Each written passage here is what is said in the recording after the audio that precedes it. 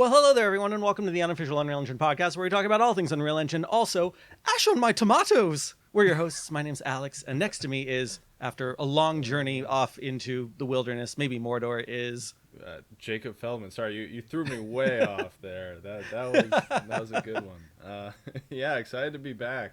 It's been a couple long weeks of travel for me, and I missed hanging out on the podcast. So very excited to be back, and we got some awesome topics to go over tonight. Some of which, as I was just mentioning to Alex, right before we hit record, I'm totally out of the loop on. So it's going to be totally candid for me, even more than normal, I guess. yeah. And Jacob, can you tell us at all about what you've been up to the past few weeks, or is it all Yeah. like top secret, super NDA? No, it was a lot of conferences. So about 3 weeks, we had the company I work for had a full like on-site, so all 300 and something of us descended on Richmond, Virginia. I haven't been Wow. to Richmond in quite a while, but it was cool. It was a long week. Got back, and 1 week later flew over to Chicago for a conference called KubeCon on that's all about Kubernetes, and man, was that something.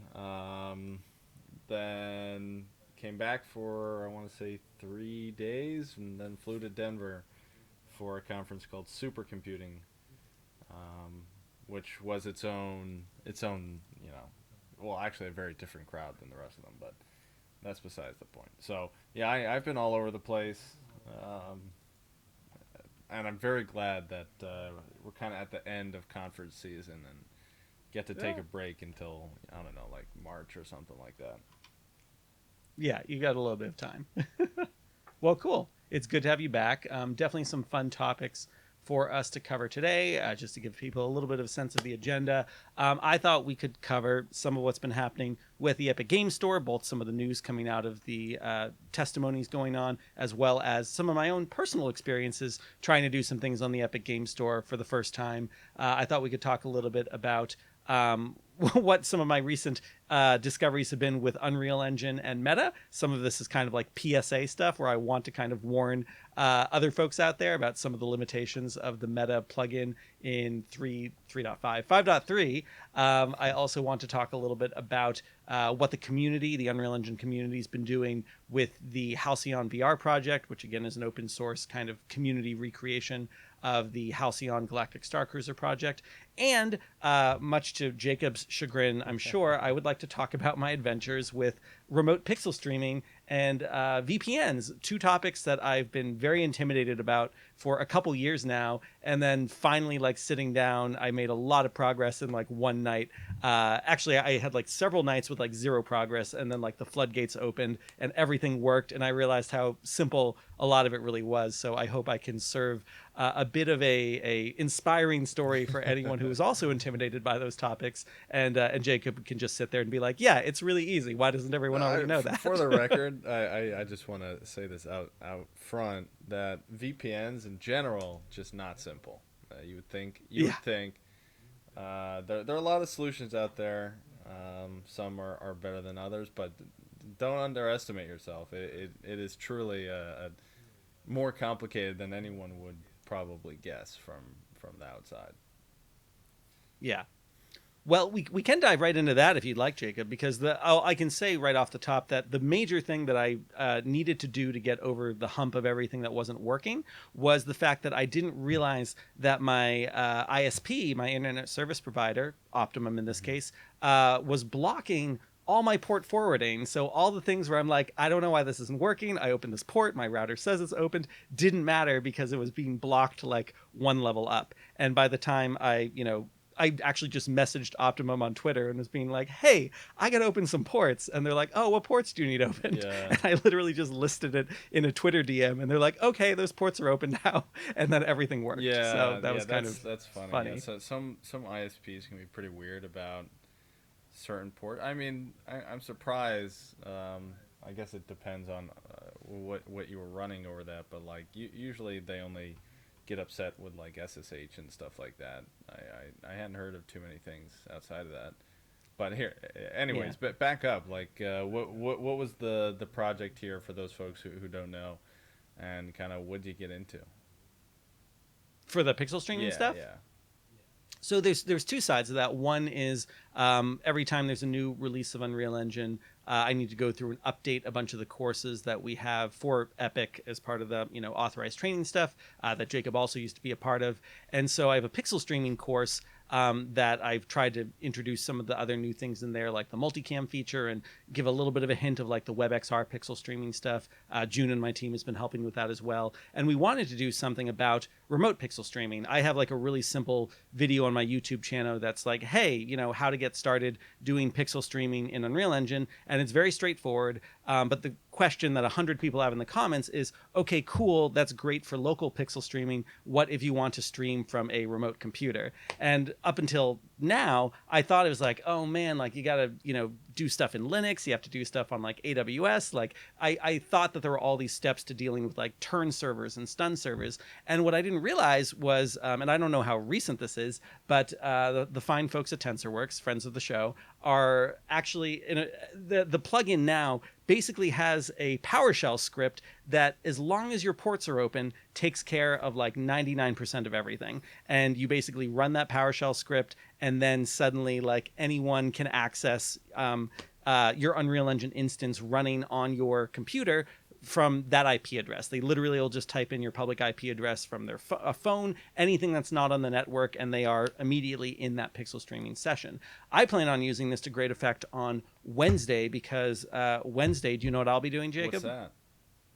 I will be playing with an Apple Vision Pro headset, and one of the things I want to test is the WebXR side of things. So I want to You're try gonna try what it. I'm literally going to do is have an instance running here on my home computer with remote pixel streaming set up, and I'm going to put on the Apple Vision Pro, put in my home IP address, and see how this WebXR, quote unquote, pixel streaming experience runs in the Apple Vision Pro. That's gonna be pretty cool. Now, fair warning, Apple might, have a pretty nice security perimeter in their network, so you might need to like tether, and it might be pretty crappy. But I'm very curious to hear how that goes. And definitely we're gonna have a long chat about Apple Vision Pro after you get a chance to Yeah, try it. I know I'm going to be signing a whole bunch of crazy NDAs when I get there. But until then, I can talk about all my grand Yeah, plans, which exactly. include testing things in Unity, testing things in Unreal, trying, flat experiences versus more immersive experiences. I've got some things people are handing me to try out on their behalf. So it should be a pretty good round robin. It's like a 7-hour developer day, so I Nice. should learn a lot from what we try out there. Yeah, that sounds awesome, and definitely we should chat more Yeah. about that. I want to make sure though, I touch on one thing that you mentioned in there about pixel streaming and stun and turn and public IP addresses, like all this stuff. Because these are the things that you kind of don't think about when you're working with um, like any sort of service that you want to access remotely. And like most people are very used to working inside of home networks because most services are just designed to work where you have your internal kind of local network. You call this a LAN in kind of networking terms. And that network is self-contained, so like your phone can Chromecast to your TV, but it can't like Chromecast to the TV down the street. Stuff like that is your local network, and then everything else is just the internet. And from the outside looking back in, so if you're out in the internet and you're looking at your computer, you don't see every device that's inside your house. You just see one IP address that everything's coming from. That's just kind of how the internet typically speaking works, or like networks typically are designed to work. So when you have stuff like pixel streaming, all of a sudden you realize, man, there's all these complications to.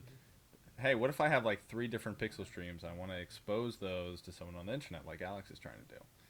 Well, the pixel streaming plugin, or the original design of the pixel streaming plugin, technically speaking, you could have taken Unreal Engine and it exposed the ports directly.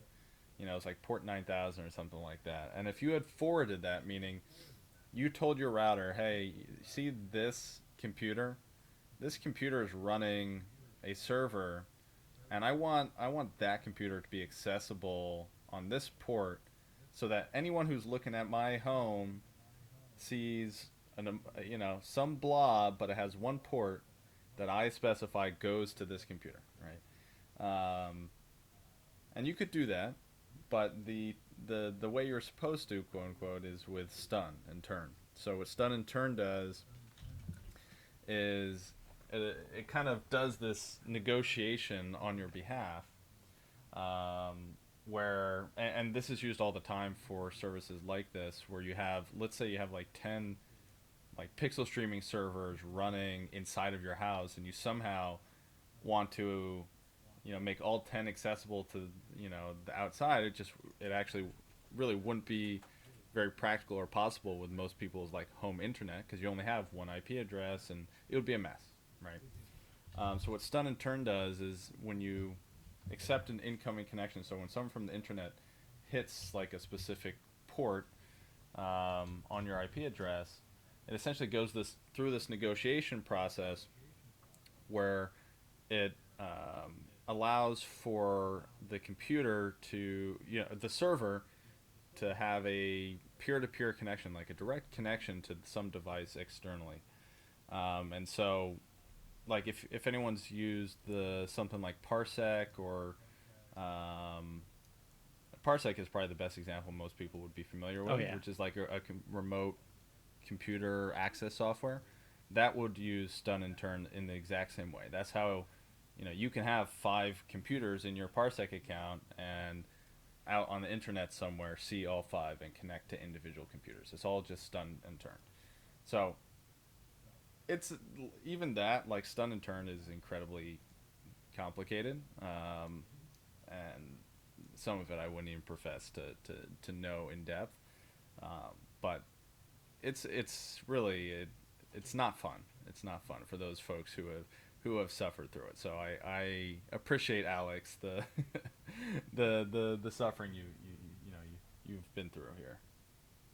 Yeah, and the great thing to realize was just that I really did suffer in vain. Like, the whole time I was going through this process, I was like, oh, I should really give a tutorial on this, but I was trying so many things, and it felt like whack-a-mole or darts or, pin the tail on a donkey, all those fun games that people used to play back when we were kids. And I created Linux as like a subsystem for Windows, and I started creating turn and stun configurations with that. And there was like a .conf file that like I couldn't figure out how to open, and I had to understand, like, well, you need something kind of like Notepad, but it runs in Linux, and you're going to launch it from there, and then here's all the stuff you have to edit. So I was going pretty far down the rabbit hole of like building stun and turn servers configurations on my own. And then I realized at a certain point that there was a script inside the TensorWorks pixel streaming folder that actually does all this on its own. It actually like launches all of this. And I'm sure there's at least one of our listeners who's like foaming at the mouth, being like, just tell me how to do it. And I actually can. I can tell you pretty much over audio exactly what needs to happen. So if you have built a project with pixel streaming in Unreal Engine, you are going to have a samples folder, right? And that samples folder in your built package has the pixel streaming folder. So in the pixel streaming folder, you go into pixel streaming web servers. You do your, get pixel streaming servers.batch or .sh if it's a Mac environment or Linux. And that's how, of course, you build everything there and get the latest stuff from TensorWorks. That's true, regardless of what kind of pixel streaming you're doing. And then if you go into the signaling web server folder, you have config.json and you have cirrus.js. And in both of those files, there is a part where it asks what the public IP address is. And by default, it's going to be localhost. So, your 192.16, 192.168. No, I'm sorry. I'm thinking of like router. 127.0.0.1. Thank you, Jacob. Yeah. So all you have to do is in those two files, you change where it says public IP from localhost to your actual public IP address. So it's going to be, a string of numbers. Keep it inside quotes. That's very important. There's a mistake I made. You save both those files. And then you go into platform_scripts, command or bash, depending on where you need to go. So in my case, command. And then in there, so in the same place where we have run underscore local batch file, which is in my tutorial already for how you start local pixel streaming. Don't click that one. Instead, all the way at the bottom, there is a .ps1 file. So that's a PowerShell file. So if you right click on that and you, sorry, I didn't tell you which file it is. So it's called start with turn underscore signaling server .ps1. So it's a PowerShell file. If you right click on it and you click run with PowerShell, as long as you have the right ports open, it is suddenly going to make your pixel streaming experience ready to run from anywhere. So then you can, launch the executable with your standard, all the same stuff you would normally do for pixel streaming, except in this case, of course, you're talking about that public IP address, and all the other launch parameters work fine. And then at that point, anyone can come and access your computer just through your IP address. The port, and I'm trying to remember the ports that you need to have open because the stun turn stuff is a little bit different. So I can just tell you, at least some of these ports were correct. I probably opened more ports than I needed, but I did port 3478, 80, 8888, 1194, and then 12973 and 12974. So as long as, you're okay opening more ports than is probably necessary, that's what I was able to do. And from that point on, everything with remote pixel streaming was working great for me. Yeah. Awesome. Yeah. I'm glad you pointed out that script. That's definitely pretty useful. So then you decided to go a different route at some point, right? So tell me yeah, what so happened. there were Right. So there were a couple things that I was trying to do here. Right. So I already mentioned like updating our course, but then for Christmas Carol VR, which Jacob and I talked about at length last year, that's of course an ongoing show we do every year. And in the past, of course, we've always done this with pixel streaming. This year, we're also trying to allow people to just download the experience and run it on their own local computers, ideally through the Epic Game Store, but we'll get to that. And so one of the other fun things we wanted to have was for our cinematographer, where we're going to, of course, have like a live stream that's, cutting to different camera angles and running on YouTube. We wanted to let our camera operator, Jackie Roman, use the VCam app from Unreal Engine, which for those who don't know, uses AR to allow you to like move a camera around and basically have it be this magic window into the Unreal Engine experience. And so I thought, well, gee, it's probably going to be running on my computer. We're going down to Miami on Wednesday for FilmGate Interactive, where we're going to be premiering the show in the first place. We're not going to necessarily be running it locally from there.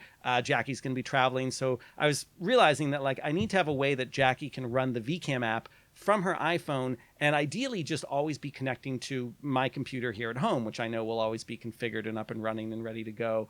And I was trying to do that through remote pixel streaming. And I was trying to use the VCam app, which had some really fun little glitches. Like I noticed that if you have pixel streaming running, it will show you actually the drop down of like default streamer, VCam, and also if you have multiple instances of Unreal Engine that are set up for pixel streaming, it'll show you all of those. I didn't realize that like you can actually have like 10 instances of Unreal running, and they will all show up as options for what view you want to see when you have pixel streaming going on, which is kind of fun. But the VCam app was clearly not designed for this with remote pixel streaming, because whenever I'd click on VCam as an option, I would get a totally gray screen. And so what I came to accept was like VCam just is not designed to be used with remote pixel streaming.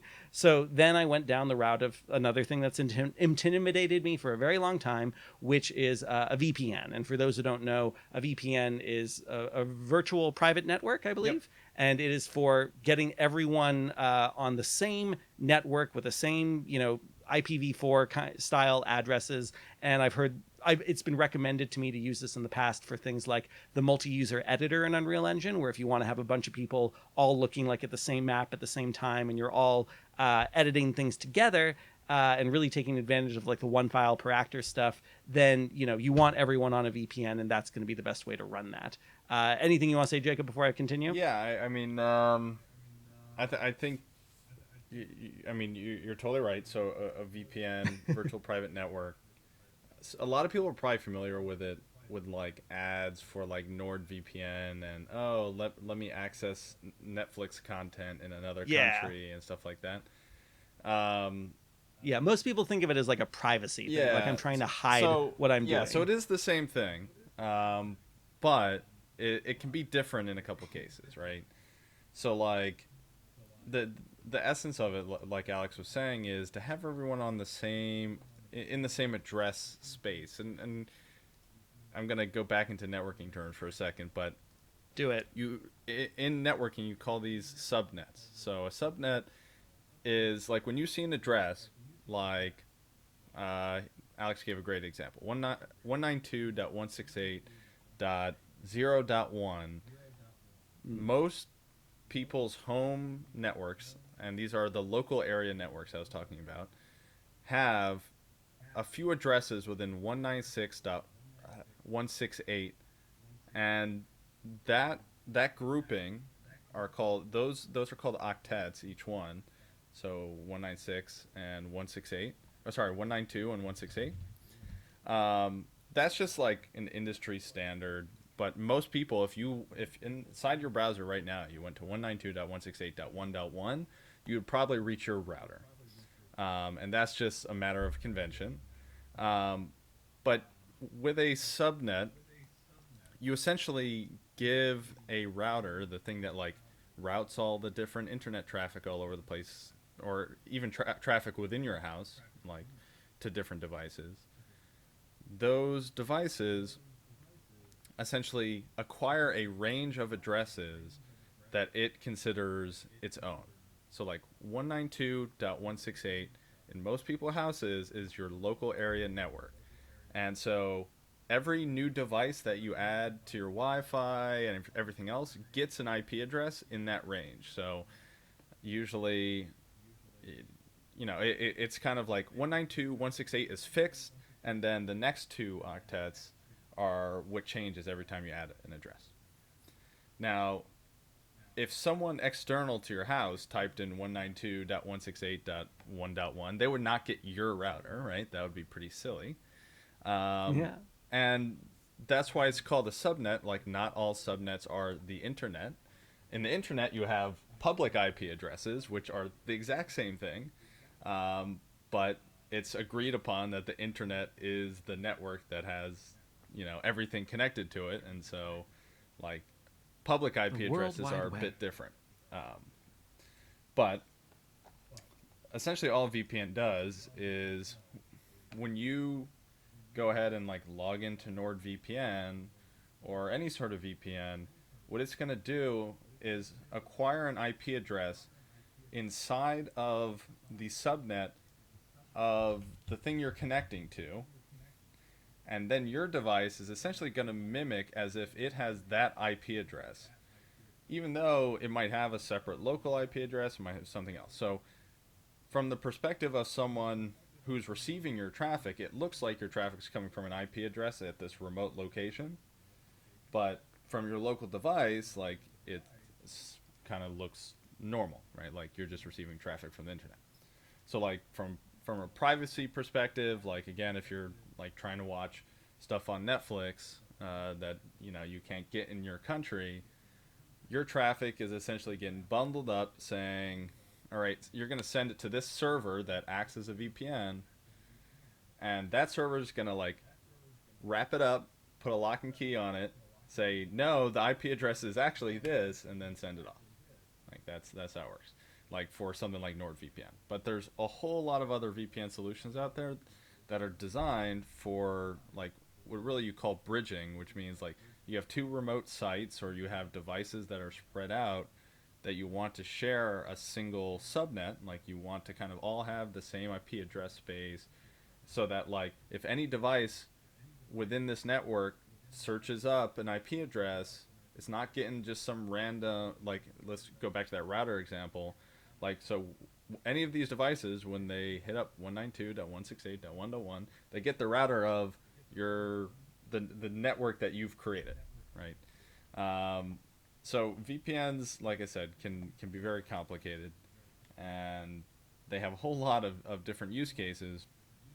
But for something like what Alex is describing here, it's definitely useful if you like want to have a bunch of devices to reach a specific IP address, like within a home or within an office. Like all those are great use cases, and probably Yeah. people have used one even if they don't think they've used one. Yeah, a lot of times if you get handed like an office computer, like a laptop or something, it'll be pre-configured with an office VPN, which gets used for a lot of different things, but also like, monitoring what you're doing. And in some cases, making sure that you're staying productive, as the case may Yep. be. Yeah. There's definitely a wide range there. Most offices and like most IT people will have you create a VPN, because what it means is that all your traffic is going to get funneled into the like your office or some footprint that they control before it reaches the internet, and so they're able to filter everything. They're able to block you from reaching certain sites, stuff like that. Like IT folks really like it because it kind of creates a single point of entry and exit for all of the traffic from the internet that they can then kind of control better. Um, because it's And like your device is getting an IP address at that remote location, and so as far as the internet's concerned, that's your IP address. Yeah. yeah, now a misconception I had, Jacob, do all VPNs cost money? No, they definitely do not. But there are definitely lots that do cost money. But for example, like OpenVPN is probably one of the most popular Hmm. solutions out there. It's not. I wouldn't exactly call it straightforward either. I think that would be a little generous, but it's definitely pretty ubiquitous. And so if you like, I don't know, like I have a Unify router that I use in my home, and it has an Hmm. option to like import an OpenVPN config, to connect to a network somewhere else. So it's pretty common, but Tailscale I think was the one I mentioned to you, Alex, and that's a really nice Yes. free solution, um, that I'm curious. Did you get a chance to try out? No, I haven't had a chance to try it yet, but it was interesting to see that, kind of like what you're just describing, Jacob, that I started to go down the rabbit hole of like configuring all the OpenVPN stuff from scratch. And then I realized that my router also, and this is fairly common for routers, does have a way that kind of streamlines this built in. So I have a Netgear Nighthawk router. And if I go into my router configuration settings, which a lot of times will be 192.168.2.1, a lot of Netgear routers are also www.routerlogin.net. And if you're on your home network, it'll go to your router page. In the advanced section and then advanced setup, there is in fact an option that says VPN service. And so the Netgear router is in fact connected to OpenVPN, or gives you the option to. So there's a little checkbox. And then something else, I guess, to be aware of is it told me at least, it's like, okay, so if you want to use the OpenVPN setup here, you either need to have a static IP address, which is pretty rare if you have a standard kind of like consumer home internet, or you need dynamic DNS. And I did not think I had a method for making sure I had a static IP address from home, so I went the dynamic DNS route, and that also was able to be configured mostly from my advanced settings in my Nighthawk router. So right above the VPN service section, there's dynamic DNS, and there is the ability to do this either through Netgear's dynamic DNS service, noip.com, or dyndns.org. And so you create a free account, you put your login settings there. It's kind of like setting up a website, but you only need the DNS settings. You don't need all the other stuff, and then you're pretty much good to Yep. go. And so then I did a test where I got off of my home network, so I was just using like my cell phone data plan, and then I hit the little toggle in the OpenVPN app, which I think is called like OpenVPN Connect. So suddenly it says, okay, you're connected to your home network, which by the way would mean that if I was in a different country, I could watch United States Netflix if I wanted to. But it also meant that I could now open the VCam app in Unreal Engine, and it thinks I'm still on my home network. So then, whoop, I've connected to the VCam app, and now I have this way to walk through an Unreal Engine experience like our Christmas Carol world and operate a camera, which is really fun. Which also made me realize, though, that it's also just a very cool way to demo any Unreal Engine project that any of our listeners might have and want to show off, because you can just have the project running on your powerful home desktop computer, and then you could be at a conference or at a networking event or something and say, hey, by the way, check out this Unreal Engine experience I made. You pull up the VCam app, you're using a VPN, you go into there, and then you let people just use an iPad or a phone or whatever to like walk around the experience and get a pretty good sense of like how it feels. No need for a VR headset or anything like that. It's just like a cool little like virtual scouting tool for moving around any Unreal Engine project. And the virtual camera, by the way, for anyone who hasn't tried it before, very straightforward. You need the virtual camera plugin enabled in Unreal Engine, and then you need to drag the virtual camera into your scene, and then you just need to make sure it's enabled. And then there's all sorts of crazy touch interface tools for changing film back and exposure and flying around. But you don't have to touch any of those. Like at its core, it's like you're holding a camera and you can walk around with it. Yeah, very cool. And one last note on VPNs, and then I promise I'll stop boring people Yeah. with this content. But if you do decide to like go inside your router and play around and like set up VPNs and stuff like that, just remember that typically speaking, like VPNs require actual like computation to happen. And so if you do not have a fairly modern or fairly robust router, you might find that the performance of your VPN is pretty poor, just because they're not built with essentially CPUs fast enough to handle it. So definitely, like, if you enable VPN, then you're like, oh my god, why is everything so slow all of a sudden? Well, you might be actually just throttling the hardware you're running on. So keep that in mind when you're running a VPN. Another thing to consider, and one of the reasons I recommended something like Tailscale, is Tailscale super interesting because you essentially just install it on any device that you want to access remotely, or again, you're just building this subnet. You just install it on everything you want. It gets allocated an IP address right away, and then on any new device, you log into Tailscale, and all your devices are there and accessible, and it has DNS and everything else. So it's pretty nice, because that means that the physical hardware device that you're running on also is doing all of the stream encoding, decoding, like all the traffic stuff on your local computer. And so if you have a computer that like has a CPU in it, which all computers should, but particularly if it's like a gaming PC that has a modern CPU in it, you'll see some pretty decent performance there. And yeah, so definitely I definitely recommend something like Tailscale if you're just kind of getting interested in this stuff. But like OpenVPN is definitely industry standard. You'll see a lot of people talk about things like IPsec, which is just another like protocol for setting these up, which in my opinion is just way too complicated. But definitely it's an interesting topic, and I recommend everyone like check out something like Tailscale if they're interested in setting up their own kind of network like this. Yeah. And a little bit of information about the rabbit hole I went down was comparing OpenVPN and WireGuard, which is Yeah. another free VPN service. And the consensus from the Reddit community seemed to be that OpenVPN is a little more complicated to set up if you don't have the benefit of like a router that helps you out. But it works for a wider variety of configurations. And WireGuard is one that is a lot easier to set up than OpenVPN, but it has narrower configurations and use cases Yep. for what you can do with it. Yeah. I should mention that the major difference between like stuff like WireGuard, OpenVPN, IPsec, all this stuff, and Tailscale is that by default, Tailscale does not funnel all the traffic through one node, right?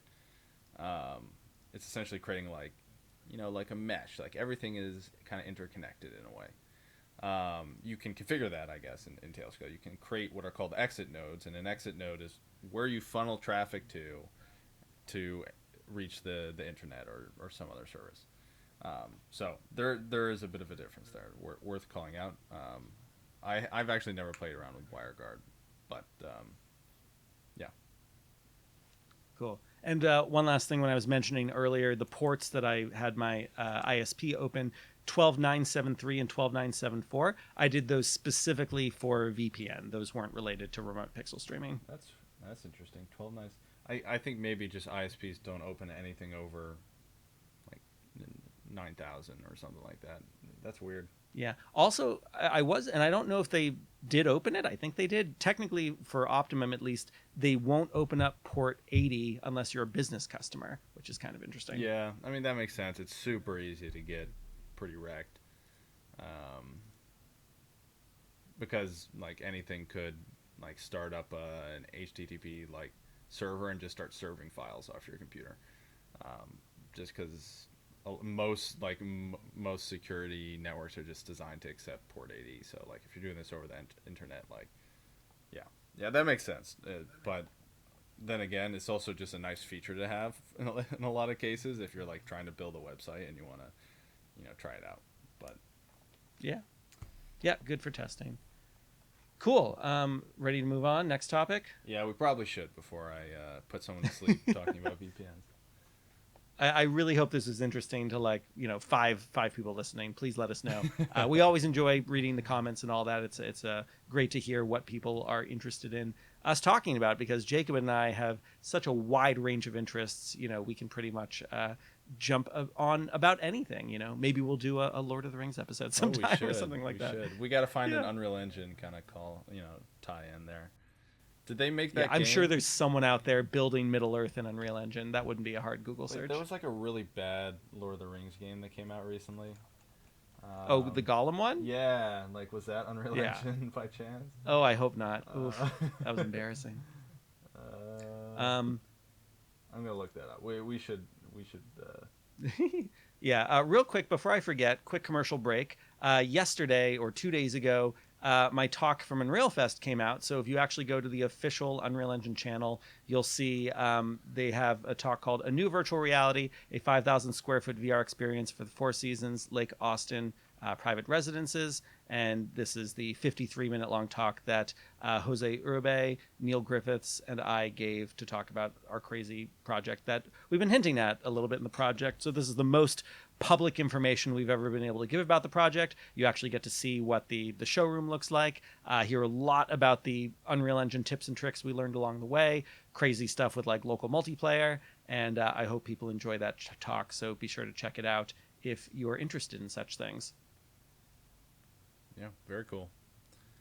Cool. I have a lot of Unreal Fest talks I got to catch up on.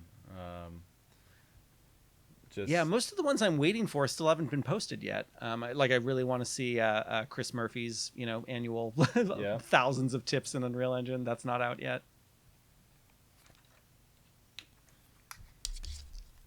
So I got a new headline here. So Jacob, here's the news for you. Yep. The Epic Game Store still isn't profitable nearly 5 years after launch. Subheading: Not so epic, says IGN. That's a good one, actually. Yeah. Yeah. So before I give kind of my take on all this, what's your visceral reaction to this? Does this make sense to you? Is it surprising? What comes to mind? My visceral reaction is that this isn't surprising at all. With how competitive these stores are, the fact that they've been giving away free games, usually that's a sign that you're trying to buy up market share.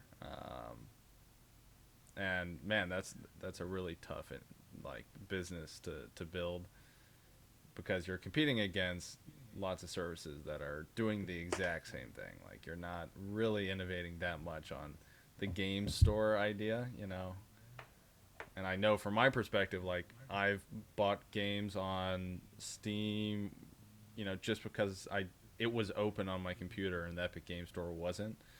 But if the Epic Game Store was already open, I would buy it in there. It's like there's really I have no affinity towards either one. I don't know. I mean, for anyone with a Steam Deck, I think you can play Epic Game Store games on the Steam Deck, but it requires a few steps to get there. So I definitely lean naturally toward buying things on Steam, just because it's going to be so easy to pull it up. Also for VR, a lot of people don't even know that games you get from the Epic Game Store that are compatible with VR, things like Subnautica and whatnot, they will run in VR, but there's no like pop-up that tells you like, oh hey, like Steam VR is active now, or the Oculus runtime is active. So I know a lot of people who do buy VR games, they're like, well, I can't buy it on the Epic Game Store because I need to run Steam VR, and they don't realize that the two are not mutually exclusive. You can actually have that working. I know people complain a lot about the Epic Game Store not having reviews. The fact that the Epic Game Store has had some timed exclusives, which also is seen a little bit as like kind of anti-competitive and not good for the larger ecosystem. For me personally, I just really want the Epic Games launcher, forget about the store, to load faster. Like I just want to be able to get everything in there running quicker. And I'm surprised after all these years, like it still feels slow, even on a very powerful computer. Yeah, yeah, that's fair. I mean, they put a lot of focus into like how many different authentication methods you could use, which is definitely appreciated. I had some issues in the past where I had bought a game on an email and then used a different authentication method that I felt was like more logical later on, and then I was like, where's my game, and had to go through a whole I don't know, but it doesn't surprise me at all that it's not profitable. I mean, you're taking what's their cut now? It's like 12%, like 18%, I think. Yeah, it's it something, went up something low. recently. 18%. I mean, that's a lot. Like they're getting a cut, but it's that entire segment is really just a race to the bottom, right? Like you're just lowest prices, and I hadn't even thought about the Steam Deck stuff. I mean, that's very true. I don't have one, and I'm thinking maybe at some point I'll need to. They just released that OLED version, which I is have pretty it cool. right next to me. Oh, really? You got it already? Oh man, you suck, man. You get all the fun stuff. They're all things we use for work. Like we bring the stuff to conferences and show stuff on it. Yeah, I gotta figure out how to justify expensing that one. But yeah, no, I hadn't thought about that, but that's a very good point. The hardware that Steam is making now definitely has a pull for folks, but realistically, I guess without a Steam Deck, I don't care, right? Like I'll buy it on either, and that just doesn't seem like a sustainable business. So Yeah, and I think everyone is still kind of waiting for like something that is a friction difference, or like something where Epic can clearly say like, here's why it is so much easier, more fun, whatever, to use games purchased on the Epic Game Store versus Steam. And it hasn't really felt like there's been a good case for that made yet. No, I haven't seen anything. You would think that like even more it would be like highlighting Unreal Engine games, or like there'd be some sort of synergy there, but I haven't really seen that either. Right, like, yeah. I feel for them that I don't know how would you how would you innovate the games marketplaces? Well, that kind of died when GameStop died, I mean, literally just riffing on what you just said about like highlighting things like made in Unreal. I mean, how cool would it be if every Unreal Engine game you bought off the Epic Games Marketplace had like some kind of, for lack of a better term, like easy modding attached. Like, mind you, it's not that difficult to mod things, but just a simple route through the Epic Game Store where it's like anything made with Unreal Engine, you're going to be able to extract certain assets or environments or something from those games. Or they did something like again, that VR plugin, right? Like where you're able to put everything in VR. Yeah, the injector from Praydog. Yeah.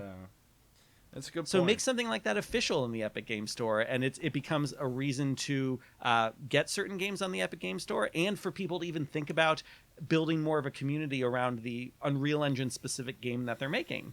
Yeah, this is a good point. Maybe they need to buy that idea off us, Alex.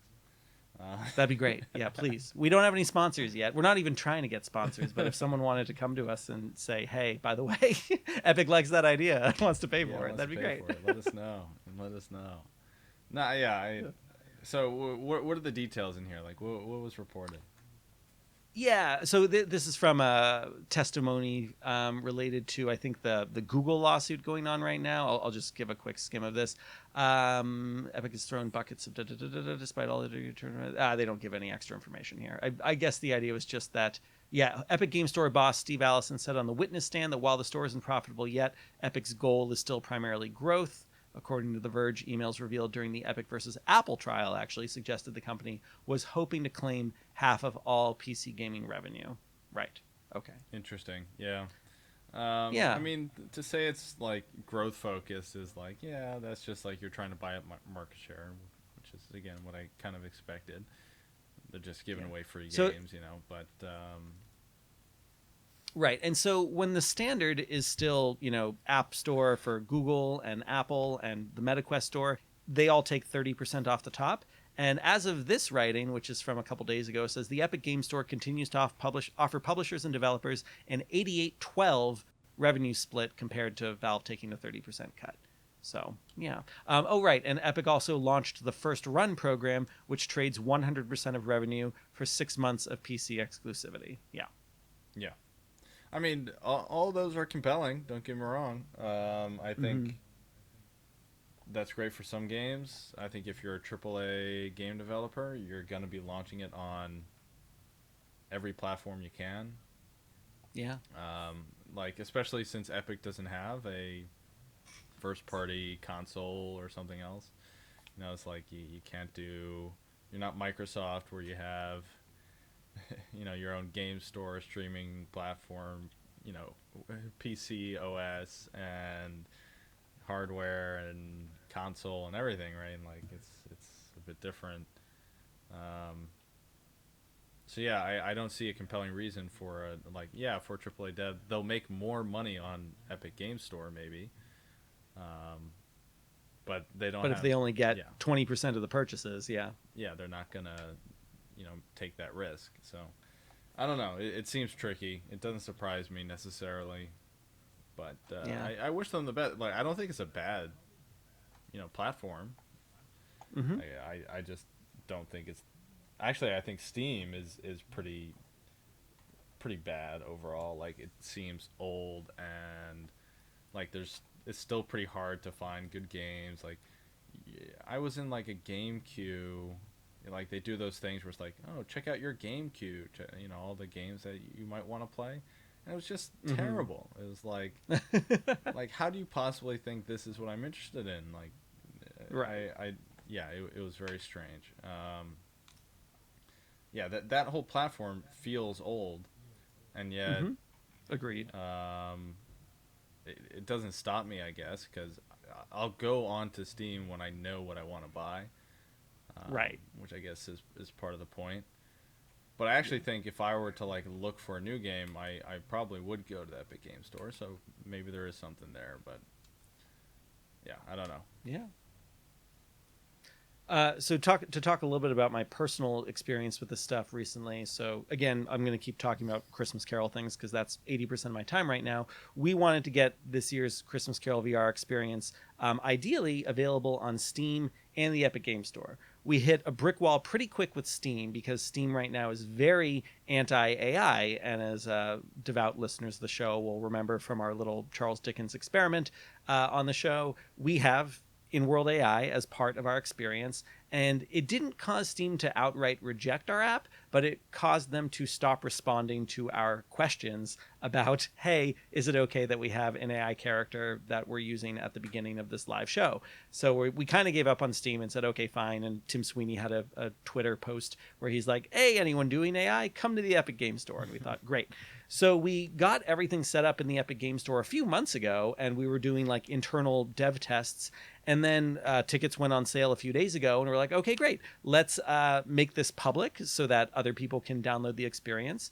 And then we saw, oh, wait, there's still a bit of a review process. Okay, that makes sense. We're like, we should have pushed this for review sooner in order to make it public. But then we thought, well, at least what we can do is we can get a bunch of codes, because I have plenty of friends who have done things like this on Steam where even if something is still internal, they're giving out like early access promotional review code kind of stuff, and anyone can enter that and get the game. we realized way too late that you can't do that with the Epic Game Store. You still have to go through the review process. Oh, There's wow. still like these other steps of getting to a point where Epic needs to like sign off on you giving out internal codes. Now, there is one thing we could do, which would be we could literally add people one by one as like internal playtesters, where we say like they're part of our organization and they're like a player group. But the thing that's confusing with the Epic Game Store is you can give them all codes, and if they enter those codes in the Epic Game Store, it'll say redeemed. It'll just say redeemed. It won't even say what, but nothing will actually happen. And it makes it very confusing to give out those codes and not understand if it worked properly for someone, because what needs to happen is when they redeem it, it needs to say redeemed and actually say the thing that actually worked. And it's only going to work if their email, oh, I'm sorry, no, here's where it gets really bad. It's not their email, it's their Epic ID number. So here's the other thing. You have to ask every single person to go into their Epic account, go to their account settings, and find that super long string of like numbers and letters. That's the thing that you need to put into, in this case, the Agile Lens account for every single person who is going to be getting a code. So long story short, at the moment, we're like, we're going to wait and see, and hopefully the app gets approved for the Epic Game Store. But in the meantime, it's like Google Drive, folks. Like you can get it off Google Drive. It's not too big of a download. Hopefully that'll be okay. Yeah, wow. That's pretty crazy. Yeah. Yeah, I hope, did they say how long the review process is? I heard anything from a few days to a few weeks, and it just depends how backed up their queue is. And, I'm sure things like holidays don't help. So who knows? We've just decided not to rely on it. And if it comes through, it'll be a nice bonus to tell people, hey, this will actually be available. The thing we were most excited about was version control. Yeah. When we've done the show in the past entirely through pixel streaming, it's been very easy to, spin up our kind of like golden image where it's like, here's the latest build, and now this is exactly what everyone else is going to have, all in the same specs. Everyone's going to have an RTX A6000, and that's very straightforward. In this case, we were like, well, gee, like we're going to keep updating the build because we always have new features we want to add and little bugs we want to smooth out. But now we needed a way to make sure that people are patching the build properly so that no one's using an older build to join a live show that's 2 weeks from when they downloaded it. And so we were hoping Steam or the Epic Game Store would at least be showing people, hey, there's an update. And in the meantime, we just pushed a feature last night that's a very straightforward thing where when you open up the experience, when you get to the lobby, it will tell you in big letters your current version, what the latest version is, and if you should update. So, it's not perfect, but it's like an okay system for all the lessons we're learning right now. Yeah, well, that all makes sense to me, though. So, like, can we get some hints on what's to come with Christmas Carol for those devout Yeah, fans? sure. We can do a little preview. First of all, I want to make sure our listeners know that right now there is a Black Friday discount code. If you go to xmascarolvr.com, which I've got on the screen behind us, and you enter code "What day is it?" It is our Black Friday sale, and you can actually get 50% off the ticket sales. So over here, we've got xmascarolvr.com/tickets, and we've got two different experiences. So we have our live stream, which again, we'll be using VCam, and I've got this cool camera system set up, which audience members can try out as well if they're using the interactive version, and they can snap between different cameras using the keyboard keys 1 through 9. I designed this system that basically attaches to different metahuman bones, so it'll have like a consistent over-the-shoulder shot looking toward another character, or like a wide shot, or a rotating aerial shot. So it's kind of a fun like cinematography game people can play on their own. That's all with the interactive pass. If they wanted to do that themselves, the live stream pass is like a YouTube channel. So you just get to watch the live show and enjoy it with your family, sit on the couch with your friends, family, enemies. And that looks really good. We'll be doing that on a very high-end version of the experience running on a RTX 4090. But you'll also see all the people who are like interactively in it. So the interactive experience, it will work both in VR and also in kind of your standard 3D game environment.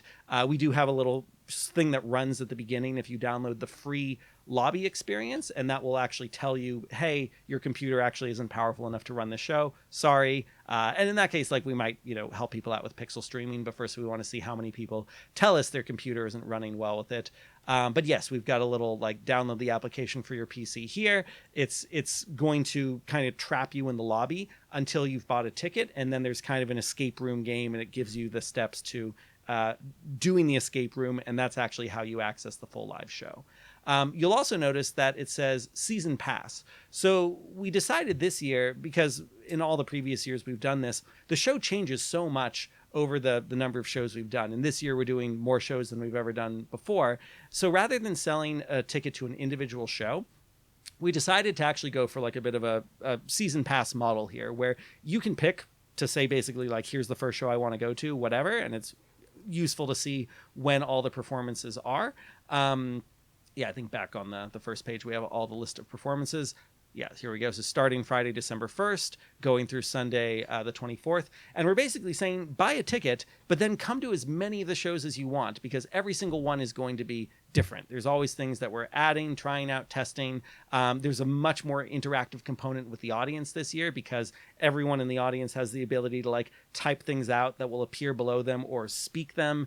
And then Ari Tar and Debbie Deer, who are our live actors, they'll be able to see those things and respond to you. And it's going to be fun. And of course, the AI thing is quite nice as well, because you get to have this great conversation with AI Charles Dickens at the beginning. So yeah, it's going to be a fun show, Jacob. Yeah, I'm excited. I've gotten a chance to see it since you started doing it.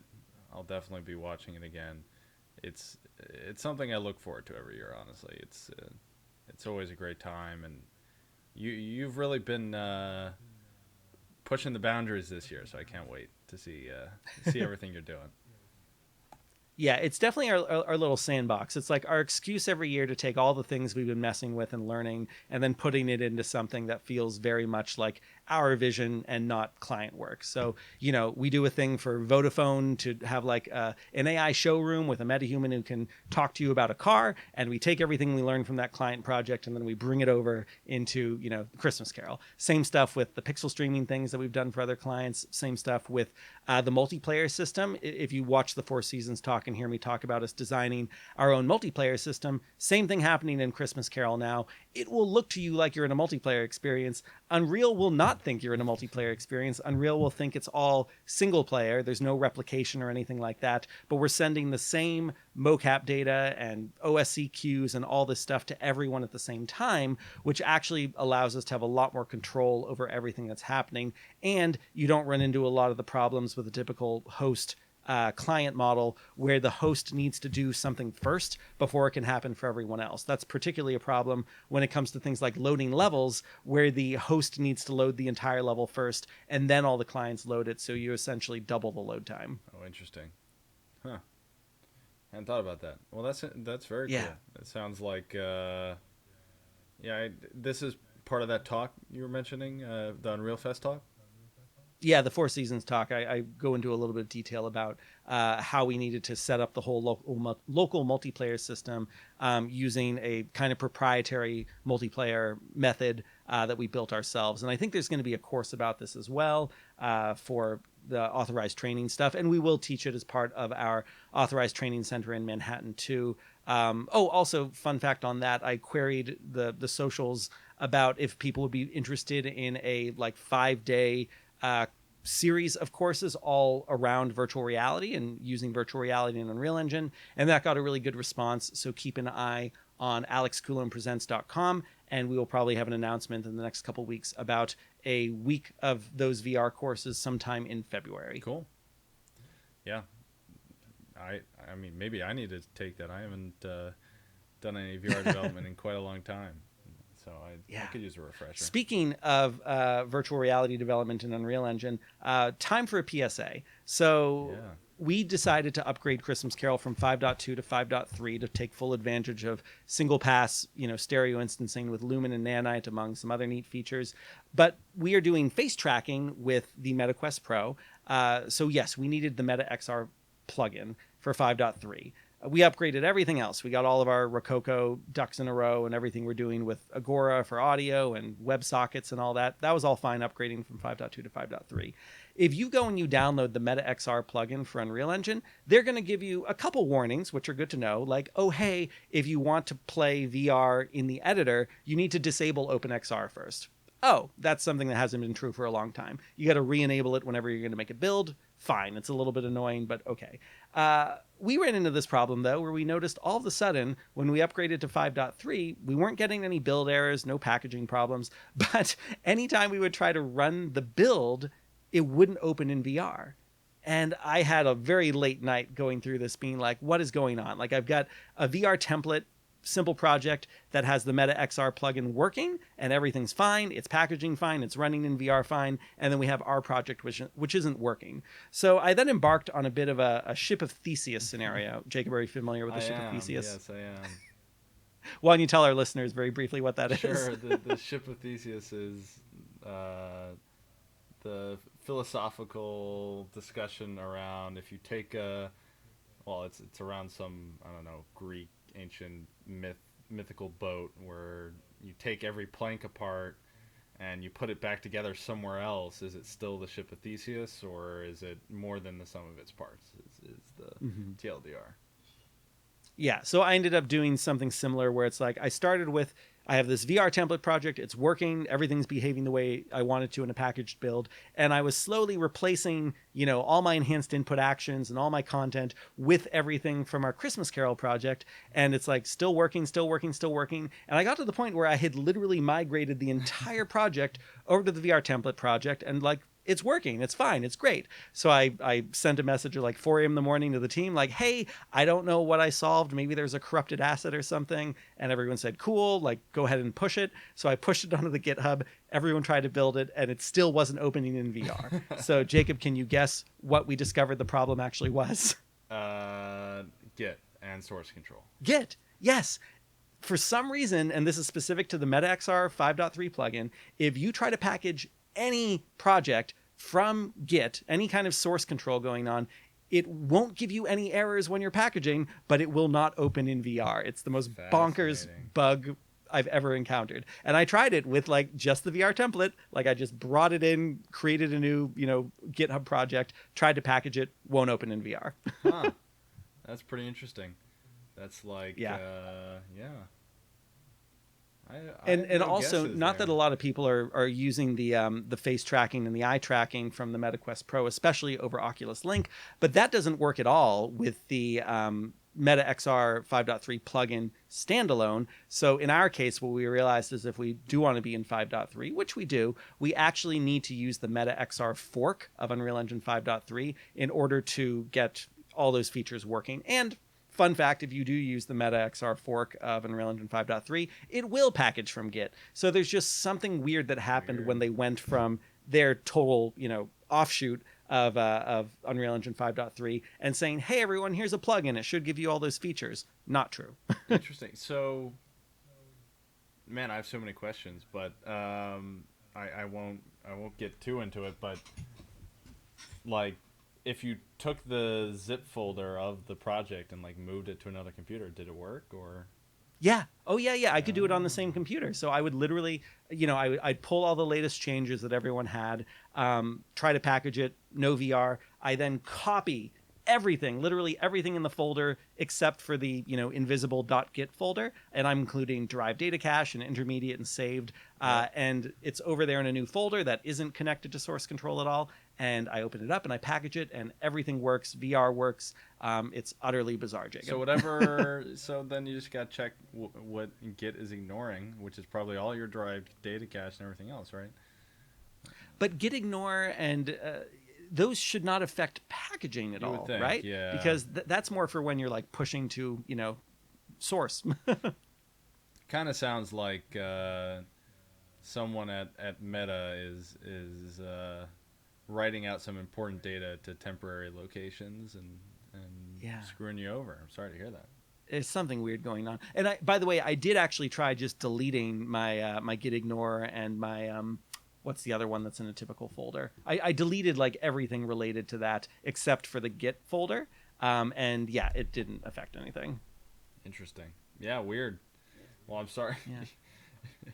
Oh, get attributes. That's the other one. Yeah, I Yeah. deleted get attributes and get ignore. So like, leave all this alone. I even tried pushing those changes in case that mattered. And yeah, no dice. So just want to warn people that if you're pulling your hair out because things aren't running properly, that could be the problem. That's very strange. Yeah. Okay, I got one more thing to rant about, and then we can probably call it a night. Apple, Jacob, you've Yeah. missed the past few weeks with me like being an Apple user for the first time since 1995. Really, I already went through this with moving over to iPhone after nothing but Android phones for a very long time. That was relatively smooth. Like, I still think things like autocorrect are better on Android than iPhone, but like, I'm pretty happy with the iPhone 12 Pro Max I had and the iPhone 15 that I have now. But then I got a Mac because of the Apple Vision Pro development stuff. It's like, I used to develop stuff on Unity for Mac a while ago, but I never actually bought a Mac because using Unity Cloud, you could do all the Xcode stuff through the cloud, which was quite nice. So I was able to deploy all of my apps and everything that we were doing without actually owning a Mac.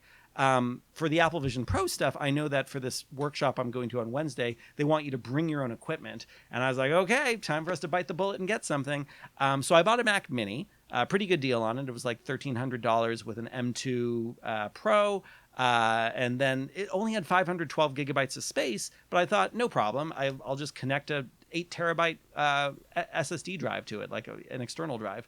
No, that doesn't work. Mac really does not like dealing with anything external. Like, all the stuff I was trying to do with Unreal Engine, especially with Perforce and UGS, got real angry at me. And I was, getting pretty frustrated for the first like couple weeks of trying to use that. Weird. That's very strange. What kind of like errors were you getting?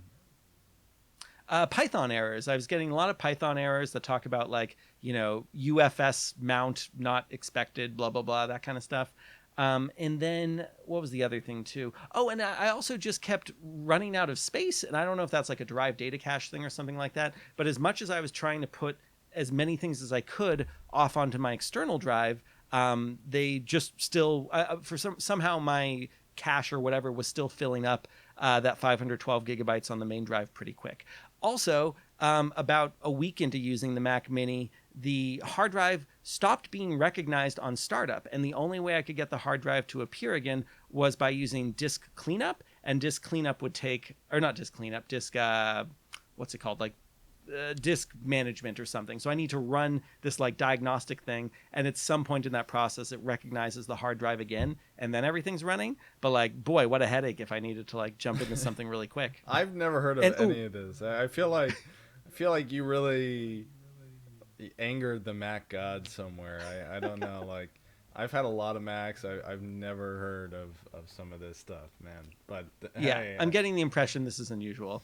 I, Two more quick yeah. weird things that happened.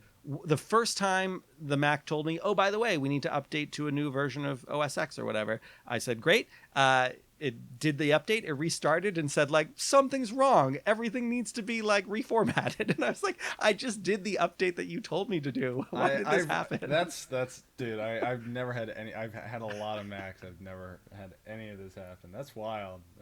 I really think you like it sensed your hesitation and decided to just do you in for this experience. Like, you're not a Mac user. Get out of here.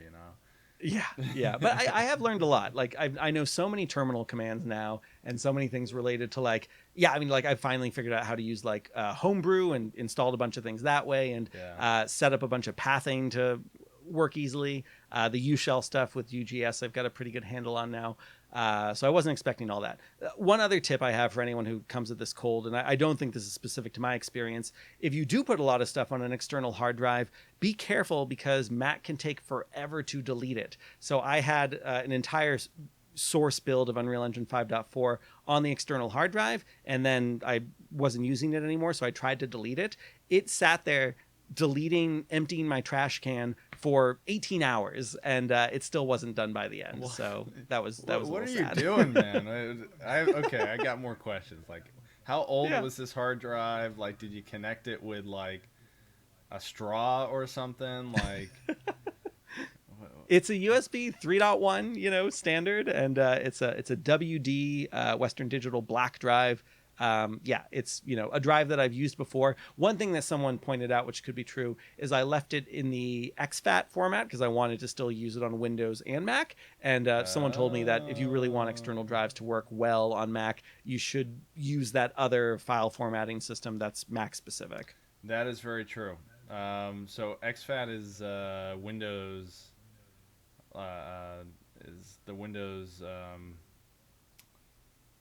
standard format, I think, right? Oh, I thought NTFS is. I can't remember. Yeah. Mm. So Mac is like what you'd call POSIX-ish. So POSIX is like all of Linux, and like most OSs are built around like this POSIX ecosystem. So like Bash and a bunch of other languages that are built around using terminals and stuff like that, all related here. And Mac kind of has a similar lineage, but that is very interesting around the drive format. I would definitely take that seriously. But are you using like a dongle to connect this thing? No, it's a direct. It's the I don't even know It's what like a kind of USB-C USB you thing? call it, but the little thin one, Yeah. the little thing that's like a little bit longer on the hard drive side, and then it just plugs into a standard USB-A 3 port Weird. Well, directly into it. Yeah. yeah, that's By the way, this all being said, I do like uh, the form factor of the Mac Mini. Like, it's a very nice little compact size, and if it was working a lot better, I'd feel very comfortable about traveling with it with a little portable keyboard and portable monitor. But the way this story ends, by the way, is I got so frustrated with it that I did end up biting the bullet again and actually getting a MacBook Pro with an M1 Max 2 terabyte hard drive, 64 gigabytes of RAM, and I got a really good deal on it. It was used and on sale on B&H Photo for $1,600, and I believe it retail value when it first came out back in late 2021, it was $4,200. Yeah. So the listing was like, oh, there's some scratch marks on it, like that's why we lowered the price so much. And I'm like, oh, I hope the operating system isn't broken. But I just got that a couple days ago, and that's been running relatively smoothly, all things considered, and I have nothing external attached to it. Yeah, I mean, I use the 15-inch MacBook Air every day. Mm, That's my everyday laptop. I think it's like a perfect laptop. I love that thing. yeah. But I do 'cause I was everything wondering, like, remotely. Like I do everything. I just remote into cloud resources all the time. So I don't actually Yeah. use the local machine all that much for stuff. Yeah, and that seems to be the nice thing about it, is if you like the standard operating system and the way it all works, you can kind of remote into anything you need. So a lot of people, I was like, oh, do I need to get the M3 version? And what a lot of people told me is like, the M1 silicone is very, very good, especially if you get a Pro or a Max version. And there's really not going to be that much of a perceivable difference if you go M2 or M3. And so far, in my limited experience, that's definitely been true. Like, I'm able to do all the things I'm trying to do, including running Unreal Engine. Yeah, that's awesome. Well, I'm very excited to hear about your experience at Apple and everything that goes down there. Do we want to jump into one last little thing here about the Halcyon before we wrap up? Yeah, we're definitely doing a lot of catch up. But for those who don't recall, always excited when someone's like, I listen to every episode, like I know about all this stuff. But for those who don't recall, I did mention briefly in a previous episode that after those of us went to the Halcyon in Florida, we had started kind of a community GitHub project. This was our two-part finale for the end of season 1 of the unofficial Unreal Engine podcast. And so what ended up happening was we gathered quite a nice community. And I want to give a particular shout out to Marshall on my team, who ended up creating a really nice version of the Sublight Lounge. And where is this? It's probably in the general channel. Let me go overlay.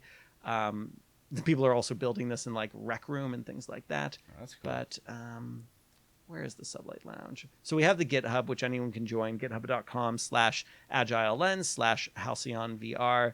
And the Discord is open for anyone to join. And here we go. So here's a little bit of what like the Sublight Lounge looks like. So there's my Polycam scan. So pretty rough and messy. and then it's just starting to get laid out as like a cleaner Oh, cool. model. And we've got a little Sabat game with some basic rules starting to be built there, and this feels pretty good. And then we've got this rock star. His name's Nick, and he is from, I believe, Gearbox. And Gearbox, or sorry, I was going to call him Gearbox Nick, decided to jump into modeling the atrium, which is the main, area that most people spend the time in. This is where like the lightsaber battles and all the major plot points happen. And he's doing a wonderful job here. So he just put this into the GitHub as well. For those of you who are just listening to this, I recommend you pop on the YouTube to check this out. But we're seeing just a really awesome kind of like moody interior. Like all the lighting is really nice, like has all the color of the lighting. But really nicely detailed. All the surfaces seem really well finished. Like put some effort into the materials. Like pretty awesome. Yeah. And these little bench things, like just seeing these again makes my shins hurt. It was so easy to walk into these things without noticing them. They're just like a little bit too low to be in your lower peripheral vision. Oh, wow. That's so cool. Yeah, I'm glad to see that that's coming along. Yeah, it's been a really cool project, and we've been working with these students from the University of British Columbia who have also started to build some of the characters, like the captain and all that, and Wraith Cole. So, and then of course looking at like exploring all this with in-world AI. So we are very excited to see where all this goes. Oh, cool. So you're gonna like throw in some actors and like try and get it all the way. That would be really cool.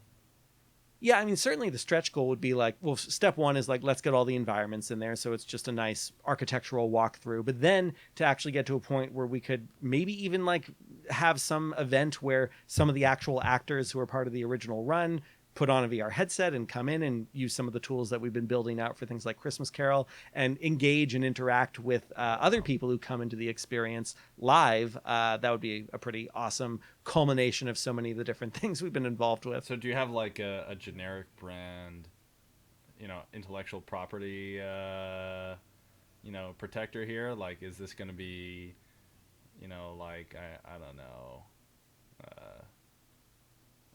Like Are we going to Moon get sued by Wars, Disney? or Is your like, question? have you come up with something?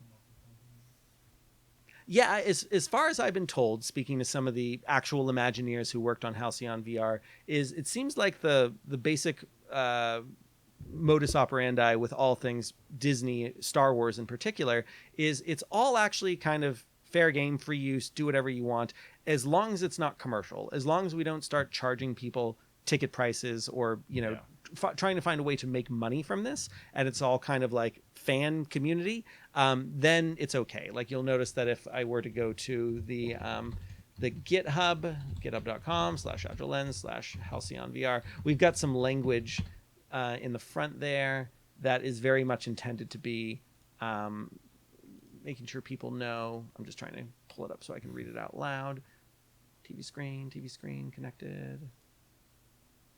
Oh, interesting. The screen didn't update. There we go. There we go. Great. Yeah. So what we say here is Halcyon VR is a fan community and open source project that aims to remake and preserve as much as possible that is allowed of the Disney Star Wars Galactic Star Cruiser experience in VR and flat screen. It is not associated with Disney in any way. This is a documentation effort using publicly available assets and has no commercial outcome. Yeah. All right. Well, that seems pretty safe. Yeah. So I think we're okay. That's awesome, though. But it's been really cool to see like the kind of stuff people are gravitating towards. And, some of the people looking at this are big Star Wars fans and some people are not, and just love an excuse to like build things in Unreal Engine. There's some coders, some 3D artists. Here's a little bit of what the Sabak thing looks like. How much reference did all these people pull together? Like, did you find some folks with more photos and more information? Yeah, a lot of people have really good photos. A lot of people took good 360 images. As far as I know, I'm still kind of the king of 3D scans. Almost all of the 3D scans people are using are ones that I took myself. I was really hoping to get some Gaussian splats of the space as well. And Polycam actually started allowing you to reprocess your photogrammetry setups, but you needed to have not deleted the source files. And one of the reasons I got my iPhone 15 was I was just having so much trouble keeping the iPhone 12 not full with the 128 gigabytes of space it had. And a lot of those were things like scans. So like right before I got the iPhone 15, I cleared out a bunch of my old Polycam data, including all the stuff that I had from Galactic Star Cruiser. No. So if it had been like another 3 days and I wasn't so low on space, I would have been able to turn all those into Gaussian splats. Oh, man, did you like scour through iCloud yet? Like whose iCloud? Like my iCloud? You never know. Everything gets saved up there. Not so the Polycam stuff generally doesn't get uploaded automatically. Like it does get kept in its own little folder, and I think at some point it does ask you if you want to upload those things to iCloud or Google Photos. But I think I pretty quickly said like, no, there's like hundreds and hundreds of photos here. Don't do that. Yeah, that makes sense. Yeah. Oh, looks like our video feed here is. Oh, it looks like it's back. All right, just to the listeners, our faces froze for a second there, so ignore the concern for now. Yeah. Anyways, well, so yeah, this has been a wild ride of an episode. It's been nice catching up on everything. Man, so much to come. So next time we speak, you'll probably be back from Apple, and we won't be able to talk about it, but I'll have very cryptic hints. Yeah, we'll share in excitement at least. And man, I can't wait to see Christmas Carol. Definitely everyone check that out if you haven't seen it, or if you have, check it out anyways. I will. Yeah. And let us know if you're going to be in Miami, because I'll be there for FilmGate Interactive. I'll be leaving right from the Apple event on November 29th, headed to LaGuardia, and then I'll fly right to Miami, and we're going to get set up for the premiere of the show down there. And Jackie will be with us operating the VCam, so you'll actually get to see her like as a camera operator for the virtual experience live. Which will be pretty neat. And then for the real-time conference, I'll be part of 2 talks for that in a couple weeks. One will be actually with Jose and Neil again, and we'll be chatting in a more casual way about the Four Seasons project. And then I think we're going to be part of a demo with Radical AI showing off their single cam mocap stuff, which is actually something we wanted to get into Christmas Carol. The only problem is their system right now only does this mocap with the editor, and it can't work in a packaged build, and for a number of reasons we needed to mostly be in packaged builds. So anyway, that's something we'll continue to explore, but we'll give a nice little Christmas Carol demo of that for people to see, so be sure to check those out. Jacob, are people going to be able to see you anywhere anytime soon? Anytime soon? Probably not. Like I said, I just wrapped up the convention season for me, and I'm looking forward to staying home for a few months here. Next time I'm heading out will probably be around GDC, GTC in March. So, I can look forward to those. Otherwise, I'll catch everyone right here on the podcast. Yeah, amen to that. Thanks so much to Alan Scott for editing the Unofficial Unreal Engine podcast. Thanks to Vikas Reddy and everyone at Light Twist, who, as you might have seen, have given us a brand spanking new studio. During the intro with all the banners, it feels like we've got like an army ready to assemble for us. Yeah, cool. we are the Galactic Empire. That's the synopsis here. Well, definitely make sure you like, rate, subscribe, all those things, and comment, please. Let me know how boring VPNs are. Or how amazing. Maybe you check out some VPNs. You're like, wow, this is the coolest thing ever, and you start launch a career in networking. I hope not. It's a pretty brutal career path, but hey, some people like it, so that could be you. Well put, Jacob. Thanks everyone so much. We'll see you next time. Cheers.